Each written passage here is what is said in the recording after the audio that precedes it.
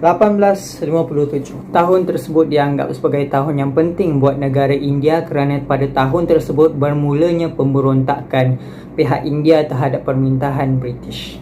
Peristiwa ini juga disebut sebagai Dahagi 1857. Menurut Syed Lutfullah dalam bukunya The Man Behind the War of Independence 1857 menyatakan bahawa peristiwa Dahagi 1857 ini bukanlah satu peristiwa pemberontakan maupun peperangan, tetapi ia adalah perjuangan orang India untuk kembali mengambil semula hak mereka daripada British.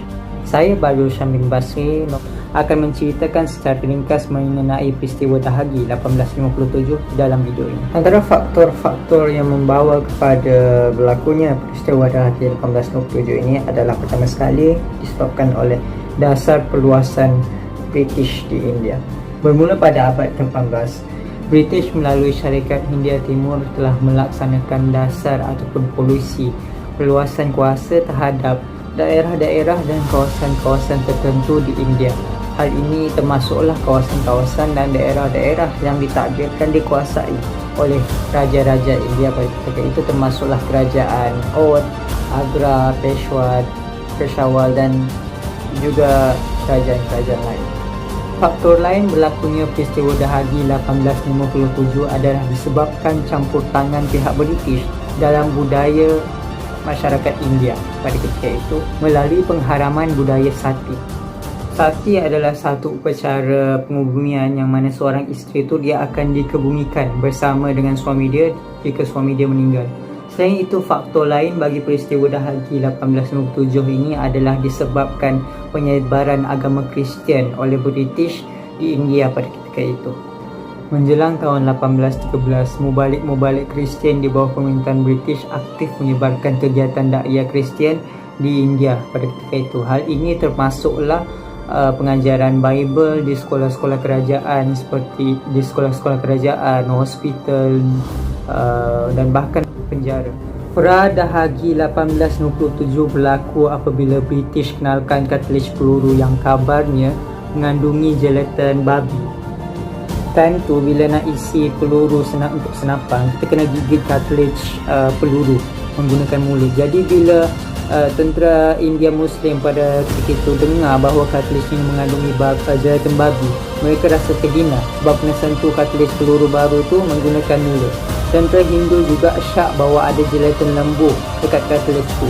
Jadi walaupun tak terbukti kewujudan bahan-bahan gelatin daripada binatang ini, justru ia telah melahirkan persepsi buruk oleh tentera India di bawah SSCI terhadap British dan lantas menyebabkan pemberontakan dalam kalangan golongan tentera ini mula berlaku. Tentera pertama yang melibatkan diri dalam pemberontakan adalah seorang tentera India bernama Mangal Pandey apabila beliau menyerang dan mencederakan seorang pegawai British. Bila pihak British tahu, mereka mengarahkan tentera India yang lain untuk menahan Mangal Pandey, tetapi tentera yang lain tersebut enggan. Akhirnya Mangal Pandey dan juga tentera yang enggan tersebut, kedua-dua mereka dijatuhi hukuman mati dan tentera-tentera lain yang berada di bawah infanteri unit mereka juga ditamatkan perkhidmatan. Justru tindakan pihak British ni telah menyebabkan kemarahan daripada tentera India yang lain. Mereka akhirnya membuat kekacauan di Meerut dengan membakar rumah-rumah banglo pegawai British dan juga melepaskan banduan penjara. Mereka kemudian berundur ke Delhi. Selepas melewati Jamuna, mereka telah sampai di Delhi dan mereka meminta Raja Delhi pada ketika itu iaitu Bahadur Shah untuk memimpin dan mengetuai pemberontakan tentera India ni melawan British. Bahadur Shah menerima secara tidak rela hati.